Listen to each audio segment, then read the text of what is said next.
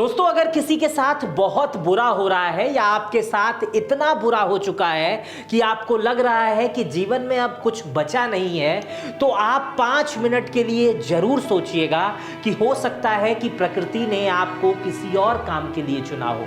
प्रकृति आपसे कुछ और करवाना चाह रही हो। ये स्टोरी जो मैं आज आपको बताने आया हूं, जब मैं इसे पढ़ रहा था तो मेरी आंखें नम हो जा रही थी। बार बार मेरे आंखों से पानी निकल रहा था, आंसू निकल रहा था। लगातार मैं ये सोच रहा था कि अगर किसी व्यक्ति के साथ इतना बुरा हो जाए तो व्यक्ति टूट के गिर जाता है, लेकिन ये 3 महिलाएं जिनके साथ इतना बुरा हुआ कि उससे बुरा कुछ भी नहीं हो सकता, उसके बाद से ये तीनों खड़ी होती हैं, उस क्षेत्र को बदलती हैं और उस क्षेत्र की विधायक बन जाती हैं। बंगाल का चुनाव इस बार नया इतिहास रचा है, लेकिन लोकतंत्र की नई नई परिभाषाएं बंगाल के चुनाव ने इस बार रची हैं और इसे आपको समझना चाहिए। और अगर आपके साथ भी लग रहा है कि आपका कुछ बदलाव है या बुरा समय है, तो 1 मिनट के लिए दोस्तों जरूर सोचिएगा कि हो सकता है कि प्रकृति आपके उस काम से खुश नहीं है, आपसे कुछ और बड़ा वो कराना चाहती है, इसलिए आज आप बेकार समय देख रहे हैं। ये पहली महिला का उदाहरण मैं दे रहा हूं। ये 4 घरों में बर्तन मांजती थी, 2500 रुपए मिलता था। पति इनके प्लम्बर थे, इनके साथ अन्याय हो रहा था और उस अन्याय के खिलाफ इन्होंने बीजेपी ज्वाइन किया, कार्यकर्ता बनी, गली गली में झंडा लगाया और उसके बाद से विधायक बनी, एक बहुत बड़े अंतर से चुनाव हराया। आज इसी महिलाओं के सिस्टम को बदलने के लिए ये बात कर रही थी। दूसरी वाली महिला को तो आपने देखा होगा, प्रधानमंत्री मोदी ने इनके सर पर हाथ रखा था। इनके साथ सिस्टम ने ऐसा किया कि सिस्टम जो बंगाल में था, ममता बनर्जी ने इन्हें न्याय ही नहीं दिया। इन्होंने कहा कि मैं तब तक अपने बाल नहीं संवारूंगी, तब तक अपने घर को ठीक नहीं करूंगी जब तक मुझे न्याय न मिल जाए। और आज बंगाल की जनता ने इन्हें भी विधायक बना दिया। इनको देखिए, इनके साथ सामूहिक बलात्कार हुआ था। एक ऐसा राक्षस था जो जब चाहे उस क्षेत्र की महिलाओं को बुला लेता था, चाहे वो बड़ी हो चाहे वो छोटी हो। संदेश खाली का नाम आपने सुना होगा। और किसी को भी बुलाकर अपने दोस्तों के सामने परोस देता था। लेकिन वहां एक महिला थी जिसे लगा कि अब अन्याय हो रहा है और इस अन्याय के सामने ये महिला आई सामने और उसके बाद से लड़ना शुरू की और लड़ने के बाद ये महिला जीती भी। आज ये महिला विधायक है। ये 3 स्टोरी आपको जरूर जाननी चाहिए, जरूर समझनी चाहिए, लोकतंत्र के लिहाज से, मोटिवेशन के लिहाज से, या आप जिस एंगल से इसे देखें, लेकिन जानना जरूर चाहिए। चलिए शुरू करते हैं। सबसे पहले रत्ना की स्टोरी। रत्ना को तो आप जान रहे होंगे, रत्ना देवनाथ को। रत्ना देवनाथ जो है, इनकी उम्र 54 साल है और इनके पति टेलर का काम करते थे।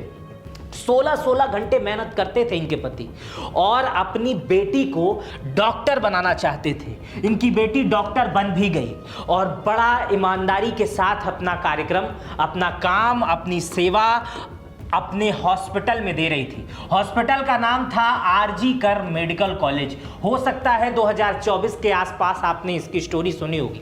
पूरे देश में ये स्टोरी उस समय वायरल थी। इस हॉस्पिटल में इनकी बेटी खूब मन लगाकर काम कर रही थी।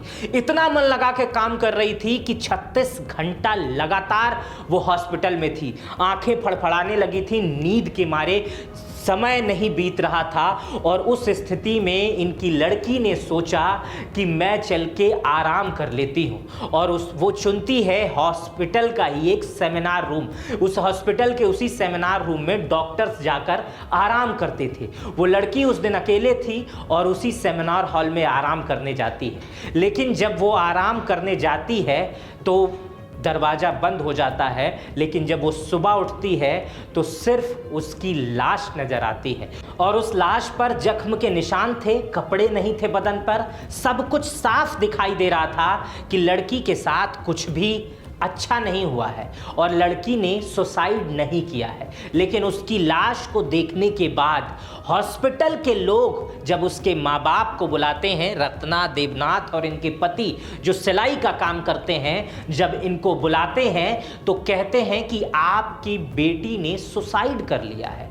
अब माँ कहती है कि मेरी बेटी तो कल तक बहुत खुश थी, उसको कोई दिक्कत नहीं थी, ये अचानक कैसे हो सकता है? मैं अपनी बेटी को देखना चाहती हूँ। अपनी बेटी को देखने के लिए इस माँ को 6 घंटे वेट करना पड़ता है और इसकी बेटी को दिखाया नहीं जाता है। जब बेटी को ये देखती है, अपनी रत्ना देवनाथ जो आज विधायक हैं, अपनी बेटी को देखती हैं तो बेटी के शरीर पे कट के निशान, चोट के निशान, चश्मा धसे होने के निशान, शीशे के निशान दिखाई देते हैं। और उसके बाद से ये कहती हैं, ये मेरी बेटी, ये आत्महत्या लग रही है आपको, ये सुसाइड लग रहा है, इसे मारा गया है। लेकिन पुलिस प्रशासन और मेडिकल कॉलेज ये मानने को तैयार नहीं होता है कि उसे मारा गया है। आप समझिए, कोई अगर सुसाइड करेगा तो उसके शरीर पे इतने जख्म के निशान नहीं होंगे। उसके बाद प्रशासन आनन फानन में मामला बढ़ता है, हॉस्पिटल के डॉक्टर्स जो होते हैं धरने पे बैठ जाते हैं, आनन फानन में दाह संस्कार करा देती है इस लड़की का कि कोई मामला बढ़े ना। लेकिन उसी समय रत्ना देवनाथ ये प्रतिज्ञा लेती हैं कि जिस सरकार में ममता बनर्जी सरकार है उनके साथ न्याय नहीं कर रही है, तब तक वो बाल नहीं संवारेंगी, अपने घर को नहीं संवारेंगी, घर की व्यवस्थाओं को ठीक नहीं करेंगी, जब तक उनकी बेटी के साथ न्याय नहीं होगा। पूरा देश इस मां के साथ खड़ा हो जाता है, लेकिन खड़ी नहीं होती है तो सिर्फ और सिर्फ सरकार। उसी समय रत्ना देवनाथ सोचती हैं कि अब मुझे सिस्टम को बदलना है। बाद में इस मामले में सीबीआई जांच होती है, सीबीआई जांच के बाद भी कुछ ऐसी व्यवस्थाएं होती हैं जिससे रत्ना देवनाथ को लगता है कि अभी भी इस पूरे मामले में घालमेल है, क्योंकि शुरुआत में ही हॉस्पिटल प्रशासन और पुलिस प्रशासन लगातार सबूत मिटाने पर लगा हुआ था, क्योंकि जो लोग इसमें शामिल थे उनका संबंध कहीं ना कहीं उस समय की सरकार से था, टीएमसी से था। इसलिए ममता बनर्जी की सरकार उन्हें किसी न किसी तरह से बचाने में लगी हुई थी। इसीलिए रत्ना देवनाथ ने फैसला लिया कि मैं किसी भी प्रकार का मुआवजा नहीं लूंगी। रत्ना देवनाथ को एक मोटा पैसा ऑफर किया गया, तमाम तरीके के नौकरी का आश्वासन दिया गया, सब कुछ ठीक करने का आश्वासन दिया गया, क्योंकि पूरे मामले पे सरकार की नजर और पूरे देश में इस मामले को लेकर रोष था। इसीलिए बंगाल की सरकार भी दबाव में थी। लगातार वो रत्ना देवनाथ से कह रही थी कि इतने पैसे ले लीजिए, ये ले लीजिए, लेकिन रत्ना देवनाथ पीछे नहीं हटती हैं। रत्ना देवनाथ का सिर्फ एक लक्ष्य था कि अपनी बेटी को न्याय दिलाना और उस तरह के जितने वारदात हो रहे हैं जिसमें सरकार संरक्षण दे रही है उसको बदलना। उसके बाद से रत्ना देवनाथ बीजेपी के संपर्क में आती हैं, बीजेपी उन्हें टिकट देती है और इस बार प्रधानमंत्री मोदी भी रत्ना देवनाथ के साथ दिखाई देते हैं। और जनता, देखिए, जनता भी चीजों को समझती है कि कौन किसके साथ है, किसके साथ क्या नहीं हुआ है। अंतर देखेंगे वोट का, 28,836 वोटों से अपने प्रतिद्वंदी टीएमसी को रत्ना देवनाथ चुनाव हराती हैं। जब भी ये प्रचार में जा रही थी, लोगों के सामने भावुक हो जा रही थी। आपने वो भावुक वीडियो देखी होगी, और लोग भावुक हो जा रहे थे इन्हें देख के, जिस घर में ये प्रचार करने जा रही थी, क्योंकि लोग इन्हें देखकर समझ रहे थे कि ये किस कारण चुनाव लड़ रही हैं और इनका असल मकसद क्या है। कभी कभी ऐसी तस्वीरें जब आती हैं तो लोकतांत्रिक परंपराओं को जिंदा करती हैं, और ये तस्वीरें निश्चित रूप से लोकतंत्र को जिंदा करने वाली तस्वीरें हैं। दूसरी तस्वीर देखिए, इनकी तस्वीर, इनको आप जान रहे होंगे, अगर नहीं जान रहे होंगे तो देख लीजिए। इनका नाम है कलिता माझी, और कलिता माझी जो है ना, वो 4 घरों में झाड़ू पोछा करती थी, झाड़ू पोछा लगाने का काम करती थी। और लगातार इनको झाड़ू पोछा लगाने के दौरान, अगल बगल के दौरान गैर धर्म के लोग या इन्हीं के कम्युनिटी के लोग लगातार इन्हें परेशान करते थे, इनके साथ लगातार अन्याय हुआ। उसके बाद से इन्होंने प्रण लिया कि कुछ बदलाव लाना है, कुछ ऐसा करना है कि जीवन में सब कुछ बदल जाए और मैं अपने जैसे लोगों की जीवन को बदल दूं। इनके पति जो है वो प्लम्बर का काम करते थे और इनकी तनख्वाह 2500 रुपए थी। 4 घरों में काम करने के बावजूद 2500 रुपए कमाती थी। उसके बाद से इन्होंने एक दिन बीजेपी की सदस्यता ले ली। बीजेपी बीजेपी के लिए झंडा ढोना शुरू कर दिया, बीजेपी के लिए कैंप लगाना शुरू कर दिया। उस समय जब इन्होंने ये काम किया तो टीएमसी के गुंडे ही कहे जाते हैं, इनको लगातार धमकी देने लगे, इनके पति को धमकी देने लगे, इनके परिवार को धमकी देने लगे, वहां से उठाकर फेंकने की धमकी देने लगे। लेकिन इन्होंने हार नहीं मानी और ये बीजेपी के लिए काम करते रहे। बीजेपी ने इन्हें 2021 का विधानसभा टिकट का चुनाव दिया, लेकिन ये विधानसभा चुनाव हार गए। लेकिन उसके बाद भी इन्होंने हार नहीं मानी और उसके बाद से भी ये अपने घर का काम करने के लिए, इनके पति अपने परिवार का पालन पोषण के लिए वही काम करते थे। झाड़ू पोछा, दूसरों के घरों में मजदूरी, प्लम्बर का काम ही करते थे और उस काम को करते करते ये बीजेपी का प्रचार भी करते थे। 2026 में भी भारतीय जनता पार्टी ने इन पर भरोसा किया और 12,335 वोटों से इस बार उन्होंने चुनाव जीता। समझिए जनता कितनी समझदार हो चुकी है या जनता कितनी तरह से लोगों को समझ रही है कि बड़े बड़े घर के वाले वोट जो मर्सिडीज से आते हैं, जो ऑडी से आते हैं, जो वोट देने आते हैं, वो भी किसे वोट दे रहे थे पता है? जो घर पे काम करने जा रही थी। इसलिए कि पिछले 5-6 सालों से ये महिला खुद को साबित कर रही थी कि मैं इस क्षेत्र में बदलाव ला सकती हूं, अगर मैं आई तो इस क्षेत्र में बड़ा बदलाव आ सकता है। इनकी कहानी आपको मोटिवेट कर सकती है। अब इनको देख लीजिए, इनका नाम है रेखा पात्रा। रेखा पात्रा के साथ जो हुआ वो सुनकर, वो समझकर बहुत लोग ये दुनिया छोड़ देते हैं, लेकिन रेखा पात्रा ने हार नहीं मानी। रेखा पात्रा ने बताया कि अगर हमारे साथ बुरा हो रहा है तो हो सकता है प्रकृति ने इस बुराई से लड़ने की शक्ति हमारे अंदर देने की कोशिश की हो सकता है कि मेरे साथ जो बुरा हुआ हो, हमें ऐसी पावर मिल जाए कि हम किसी और के साथ बुरा ना होने दें। रेखा पात्रा के साथ भी प्रकृति ने ऐसा ही किया। समझिए, रेखा पात्रा संदेश खाली की रहने वाली हैं। संदेश खाली का नाम अब से 1 साल पहले ट्रेंडिंग पर था, हर आदमी वहां के बारे में जान रहा था। वहां 3 खूंखार आदमी रहते थे। पहले का नाम था शेख शाहजहां, दूसरे का नाम था सीबू हजारा और तीसरे का नाम था उत्तम सरदार। ये लोग वहां के गुंडे थे, वहां के माफिया थे, वहां के राक्षस थे और ये लोग वहां के लोगों से मजदूरी कराते थे, लोगों से अपने खेतों में काम कराते थे। अगर इनके पास कुछ जमीन है तो उसे कब्जा करते थे और उसके बाद से एक तानाशाही रवैया लगाते थे।